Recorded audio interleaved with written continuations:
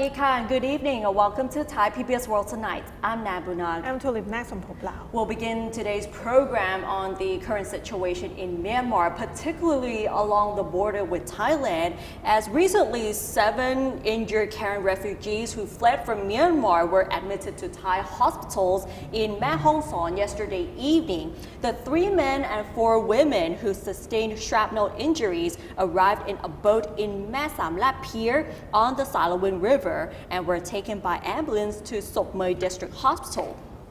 3 injured Karen were later sent to Si Sangwan and Mae Sareng hospitals for treatment. Dr. Chakri Khomsakon, director of Sop Mae Hospital, said that the refugees were not seriously injured, but they had to be admitted for humanitarian reasons. Meanwhile, the Mae Hong Son provincial administration said that about 200 Karen refugees who had taken shelter on the Thai side of the border will voluntarily return to Myanmar today, with Thai officials helping to facilitate their repatriation. Provincial officials said that several Karen fleeing fighting inside Myanmar between government troops and rebels from the Karen National Union are likely to flee across the border if the fighting intensifies. The official said that Myanmar military aircraft are continuing airstrikes against rebel camps and villages near the Thai border. Meanwhile, Thailand's Interior Ministry says the country has been aiding and accommodating almost 3,000 Myanmar civilians who fled the conflict across the border into Mae Hong Son province. The ministry went on to say that all 2,800 refugees want to return to their hometowns, and most of them went back yesterday. However, there are another 545 still on the Thai side of the border, including the injured, children, and the elderly. The ministry says the refugees are all scared of the air raids being carried out by the Myanmar's military. The Thai government, however, says that Thailand will take care of people at risk until they are ready to return. So while the whole world is looking at what is happening in Myanmar, people are trying to see when is the next step? What can we do to help in terms of international community? There are a lot of pressure from a lot of countries with the sanction, condemnation, and all that thing. But one thing that former Foreign Minister Surakiart said to Thai PBS World he said that the dialogue has to happen.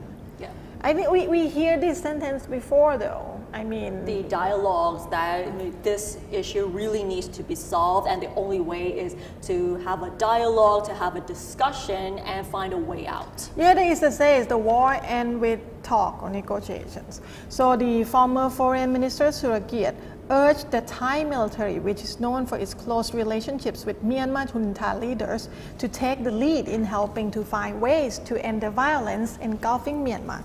Surakiart said that the situation in Myanmar has deteriorated to the point that it has overruled the principle of non-interference of ASEAN.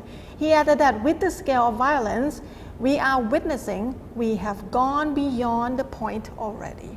So he told Thai PBS World in an interview that an additional spatial channel is needed to convince the conflicting parties to sit down for a dialogue. He pointed out the long history of close relationships between the military leaderships of Thailand and Myanmar, putting Thailand in the best position to play a mediating role to end the current violence in the country. Surakiart is currently chairman of the Asian Peace and Reconciliation Council, or APRC, which has issued a statement calling for a peaceful dialogue among all conflicting parties in Myanmar and the release of all political leaders detained since the military coup on February 1st. He said there is a high level of trust and mutual respect between Thai and Myanmar military leaders. And this special relationship is Thailand's unique asset that should be utilized to help find a peaceful solution to the crisis in Myanmar. He admitted that, however, with anti-military protests escalating and casualties mounting, the prospects of a peaceful end to the ongoing crisis in Myanmar are fast dimming, especially after some of the armed ethnic groups have declared they are siding with pro-democracy demonstrators against the military regime. Now let's take a listen at some part of the interview he did with us.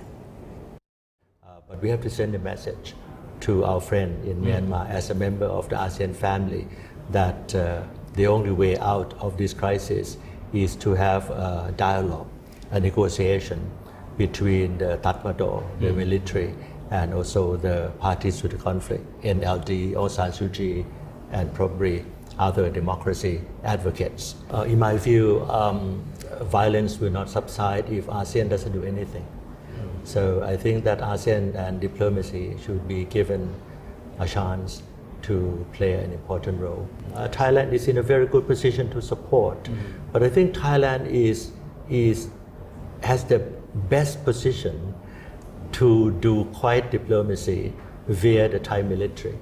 I think the Thai military is very suitable to work on the quiet diplomacy in order to convince Myanmar military to come to the negotiating table. So he was talking about quiet diplomacy. Is that, I assume if it's quiet diplomacy, it will be something that not showing to the media just yet? Right. There has to be something behind a closed door. So who knows, maybe something's going on right now.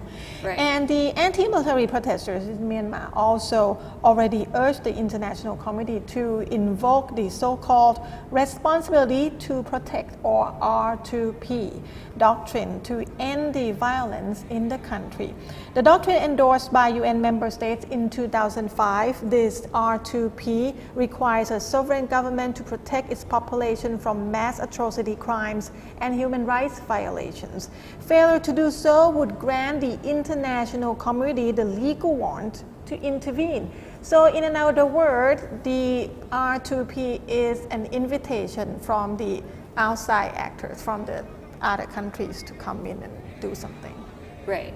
And now let's move on to another big story for today. If we remember, Miss Grand Myanmar made a speech during the Miss Grand pageant a few days ago. And for her safety, it has been reported that Miss Grand Myanmar Han Lei will be staying in Thailand for at least 3 months under the Miss Grand International Organization's care. This is to ensure her safety after they have already determined that it is currently unsafe for her to return to Myanmar. And this is according to the director of Miss Grand International, Nawat Surakiart. Nawat said that the Miss Grand International management will be covering all the expenses and will be applying for a work permit for Han Lei to allow her to work legally in Thailand. Han Lei expressed her gratitude to the media and the international community who have been supporting her and Myanmar. She also said that people became more aware of the situation in Myanmar after the speech she gave during the pageant earlier this month. She added that it is necessary for her as a Myanmar citizen to fight for justice and to ask for international humanitarian support. So let's have a listen to what she had to say. I want to say that thank you so much because of so many people around the world trying to support me right now. And I think that after my speech, they know about more Myanmar. For I speaking, they don't know. They just only know the military code in our country, and that's it. They don't know about the people die, how much people suffering in my Myanmar country right now. So I want to say from here that thank you so much for supporting Myanmar. I do protest only for one reason, because of our state council line, our president in the jail now. Right now, the target is a little bit changed because of we want democracy right now. We are fighting for our people. Right now, so many people die in Myanmar. That's the reason we trying to fight, protesting, but more than more. Right now, the citizens in Myanmar, they can't do nothing. They can't stop the military. Now we are calling the help from the international community. We need the UN help right now. We need very urgently. So she actually said that the international support and especially the UN really needs to come and help Myanmar. And what is interesting that Mr. Nawat said that her family is safe and they live in a city which is far away from Yangon, around like 6 hours. But based on what Nawat actually explained is that everyone has to lock themselves up in their homes because the military has been going through raids at different people's houses, and based on some reports, some were shot dead in their houses as well. Yeah, if you read our Myanmar report or Myanmar journal, there will be some reports about the night raid. After the internet cut off, the military will just go and, I don't know if they even knock the door, but just get into some people's houses and ask people to come in and sit in the living room and shot some people indiscriminately. And one of those incidents resulted in 5-year-old girl died. And I think after that there's much more, like over the weekend there's more young children or children that got killed in the incident more than any other day so far. So it's the situation is pretty bleak in Myanmar. Yes, it's getting worse as ever since the military took power last month, and we've been hearing reports and we've been seeing graphic footage of the situation there where people were killed and all these things. And if you want to know in more detail, you can check out the Myanmar report on our website as Yes. well. Now let's move on to some things happening in Thailand. You know that in Thailand we have been having the protests since before COVID, and then during COVID it was slowed down a little bit, then COVID situation better, the protests come back, Right. and now we are back again with Jatuporn Prompan. Why are we mentioning him? Because he was one of the forefront core leader of the United Front for Democracy Against Dictatorship, or Red Shirt, many years back. If you remember, we just called them Red Shirt for shorts, that they came out at the Ratchaprasong intersection, and he was one of the leaders. He later on became member of parliament of the Pheu Thai party, and he has been quiet right now, but now he's coming back because on the 4th, this Sunday, there will be, he said it's not really seminar, but it's not like a protest site. It's like people come together and talk about what happened in the past at the Mae Memorial near on Ratchadamnern Road. Anyway, the thing I'm talking about him right now because in the past several days there has been rumors that he will come back and lead the protests again. So I want to know whether there is any relationship between him and the free youth, Free Dem, or the one that's going on right now, and whether he's really planning to come back to lead the protests again. So we have a chance to talk to him a little bit. Let's take a listen right now. ทางออกมีอยู่2 ทางง่ายๆ1ก็คือว่าตัวพลเอกประยุทธ์เองท่านเสียสละลาออกไปปัญหาก็จะจบอีกแบบ2 พรรคร่วมรัฐบาลพรรคร่วมรัฐบาลก็คือประชาธิปัตย์ซึ่งขณะที่มีการหาเสียงเลือกตั้งประกาศจุดยืนชัดเจนว่าจะไม่ร่วมสังฆกรรมกับพลเอกประยุทธ์ทั้งหัวหน้าคนเก่าและหัวหน้าคนใหม่ก็ประกาศนะแต่ว่าพอเลือกตั้งเสร็จก็สะบัดสัตว์เข้าไปร่วมและก็มาพลิกใช้เงื่อนไขว่าการเข้าร่วมครั้งนี้ต้องแลกกับการแก้ไขรัฐธรรมนูญก็เมื่อการแก้ไขรัฐธรรมนูญไม่ได้เป็นตามคำมั่นสัญญาเพราะฉะนั้นพรรคประชาธิปัตย์ก็ต้องรับผิดชอบเป็นพรรคลำดับที่1รวมกระทั่งพรรคภูมิใจไทยชาติไทยพัฒนานี่ก็เป็นทางออกว่าคนไทยไม่ต้องเผชิญหน้าไม่ต้องบาดเจ็บล้มตาย So I was trying to get an answer whether this gathering this Sunday will somehow in the near future develop to be another protest led by him. He didn't say it exactly, but he said that somewhat like he have to assess the situation, and right now it's not only him, it's several people together that gather this Sunday. So I guess maybe for us, we probably can call, test the water, to Right. see how it's going, how many people support him, because he's not touching the monarchy issue. He said the source of the problem is actually Prime Minister Prayut Chan-o-cha. He's like pretty clear about that. And his demand is like you can see in the soundbite that for the Prime Minister to resign and for the constitution to be redrafted. Yes. So we have to say that Jatuporn has been one of the prominent figures during the Red Shirt protests, and he has been like in the eye, like has been like in the media for a very long time during those protests. And I remember there was the red shirts and the yellow shirts. He was one of the prominent figures. And it looks like he might be making a comeback during the anti-government protests here. And he actually made it clear that either the Prime Minister resigns or the Democrat Party shows responsibility that, okay, if they're not going to join forces with the Prime Minister, they have to set it clear that there should be a constitution redrafting. So it seems like that's probably going to come back. In what kind of political form, we're not sure. We'll have to see this Sunday, I guess. But it's interesting though, if it's developed to be some kind of protest letter, whether they're going to join with the young ones that has been protesting right now, because he didn't really mention them actually.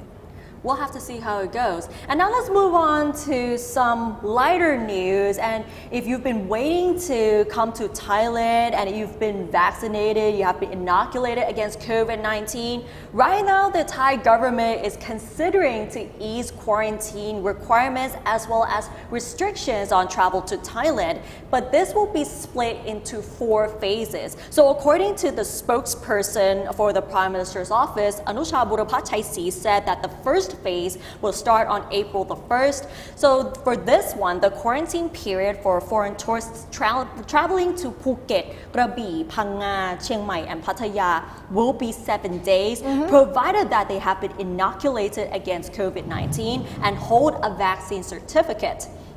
So that is the first phase, but in the second phase, starting from July the 1st, foreign tourists traveling to Phuket who have been inoculated against COVID-19 will not need to be quarantined. However, vaccinated tourists traveling to the 4 remaining provinces, Krabi, Phang Nga, Chiang Mai and Pattaya, will still need to enter 7 days of quarantine. And in the third phase, starting October 1st, foreign tourists who have been inoculated and hold a vaccine certificate traveling to the 5 provinces we mentioned will not need to go into quarantine. And in the final phase, which is what everyone is hoping for, will start in January the 1st, 2022. Any foreign tourist who has been vaccinated against COVID-19 and holds a vaccine passport can enter Thailand without having to enter quarantine at all. That is interesting that they just announced this and then it's going to start on April 1st. It's like tomorrow. Yes, it is tomorrow. That I actually just you feel realized like it's far away, but the little bit far away, Yeah. but no, it's actually tomorrow. So anyone who has been inoculated against COVID-19, and if you have a vaccine certificate, and if you are going to Phuket, Krabi, Phang Nga, Pattaya, and Chiang Mai, you can go through. You can come in. Just check with your travel agent. We open for you. Just have to be in quarantine for 7 days, and then you can just out and about. Exactly, and the phases will actually change. So the first phase will be one thing, and the second phase, if you're going to Phuket, you don't need to be quarantined, but you must be vaccinated first. So, Okay. so these are the very interesting parts here. We're trying to reopen the tourism business, I guess. Exactly. And Phuket will be the first one to see how it goes with this vaccine passport idea.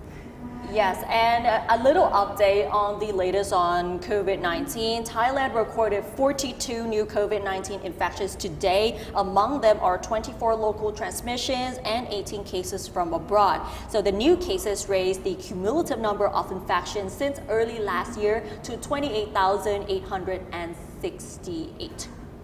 Now let's go to another, I would say, index or factor that people use for reflecting of the state of economy in that country.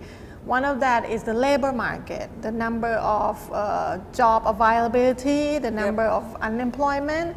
The latest report from JobsDB Thailand said that Thailand's labor market shows signs of recovery, which is sound like a very good news. news. Thailand's labor demand in February this year showed signs of recovery after a 24.65% increase from the lowest point average during the first COVID-19 outbreak last year in April, and the second outbreak in December in 2020. JobsDB also predicted that the increase in the demand for labor will reach 5% by mid-2021, which is this year, next couple months only, and will reach pre-COVID levels next year if there is no new outbreak.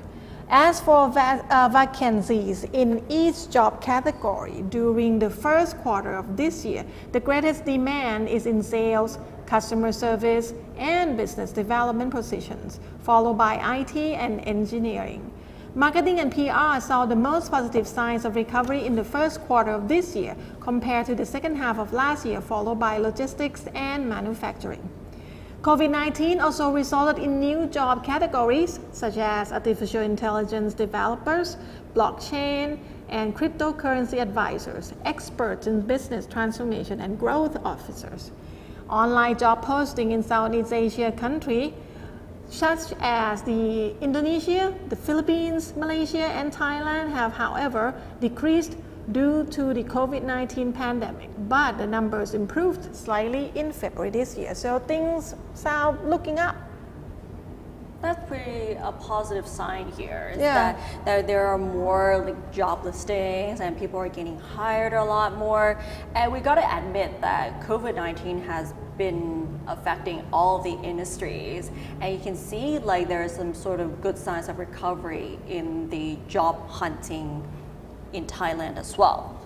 And now let's move on to the news section for today, which is called Home Away, and the debut episode of Home Away, which is where we explore the lives of expats in Thailand.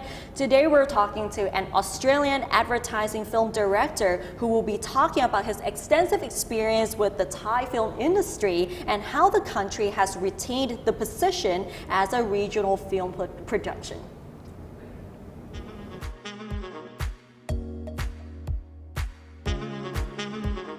Adrian van der Wel has been working in the advertising industry for more than 25 years, starting in his hometown, Sydney, Australia.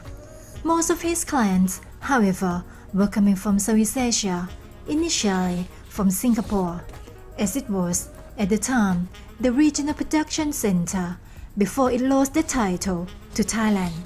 I think that at the time there was a contest going on between Singapore and Bangkok as to who could attract the regional head offices for the companies like Unilever and P&G. There was a period of time where Thailand held the Unilever regional office and the P&G regional office, and I think there were tax breaks and various concessions given, and Singapore won them back eventually. What was interesting is the production centre never moved back to Singapore. Thailand, for advertising, Thailand retained that position. From then on, he was offered opportunities to work continually in Thailand. Eventually, he decided to establish a production company in Bangkok.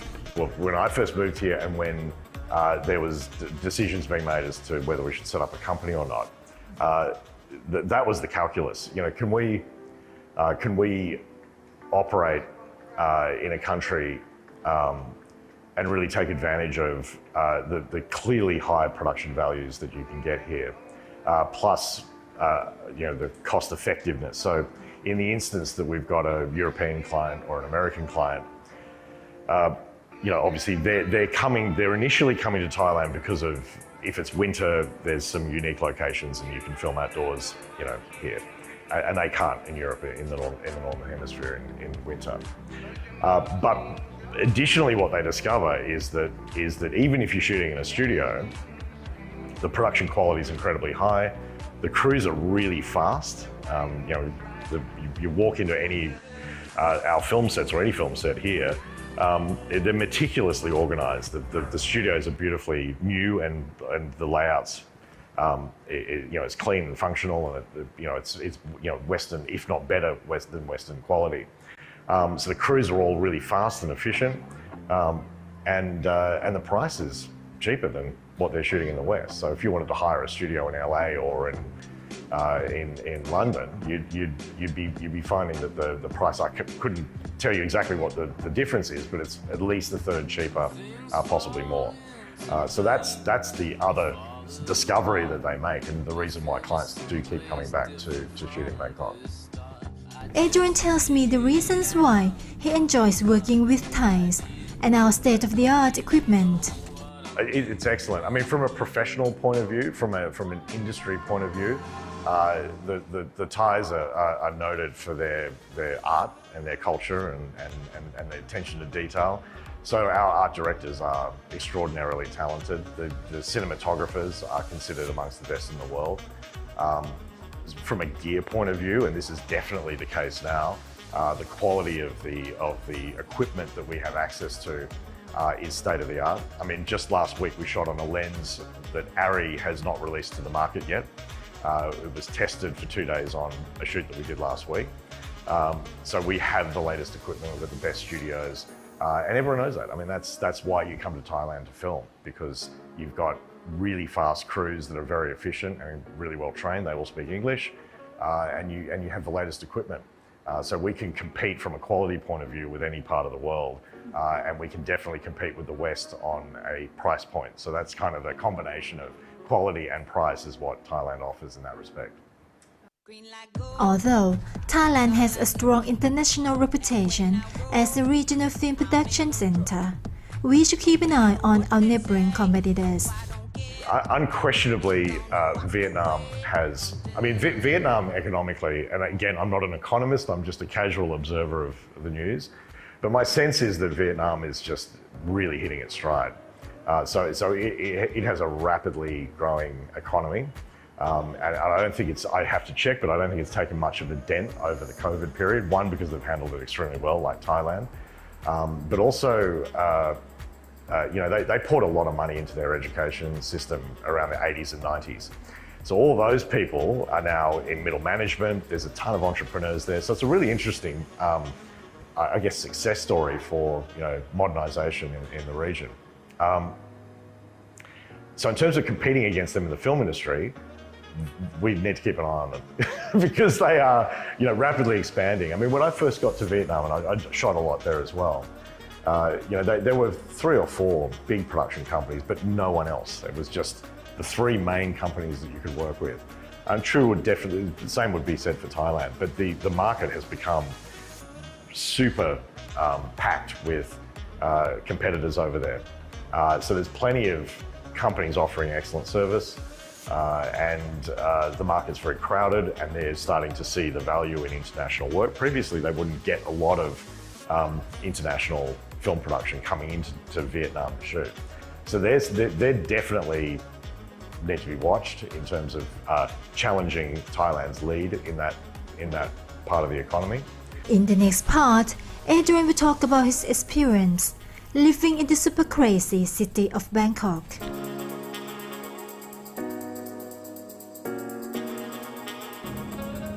And that is Adrian van der Velde, who's an Australian advertising film director. That finally found a home in Thailand. Yes. Look like. Okay, and that's all the news we have for you in this edition of Thai PBS World Tonight. If you want to know more about news in Thailand, in ASEAN, or anything, hard news, soft news, you can go check our website www.thaipbsworld.com, or you can check our Twitter, YouTube, Facebook, Instagram, and also TikTok. Yes. And that wraps up tonight's edition of Thai PBS World Tonight. Thanks for watching, and we'll see you tomorrow. สวัสดีค่ะ